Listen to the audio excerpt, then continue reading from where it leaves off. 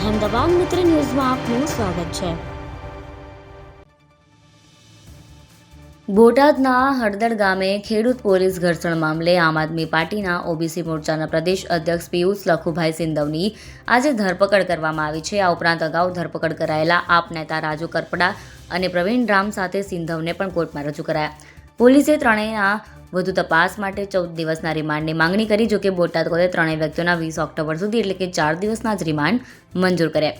આ ઘર્ષણ 12 ઓક્ટોબરે હળદળ ગામે ગેરકાયદેસર રીતે યોજાયેલી મહાપંચાયત દરમિયાન થયું હતું। આ ઘટનામાં ખેડૂતો અને પોલીસ વચ્ચે તણાવ સર્જાયો હતો। પોલીસે આ મામલે કુલ 85 લોકો સામે ફરિયાદ નોંધી હતી, જેમાંથી અત્યાર સુધીમાં 68 લોકોની ધરપકડ કરવામાં આવી છે। અન્ય 17 આરોપીઓને પકડવા માટે કાર્યવાહી ચાલુ છે।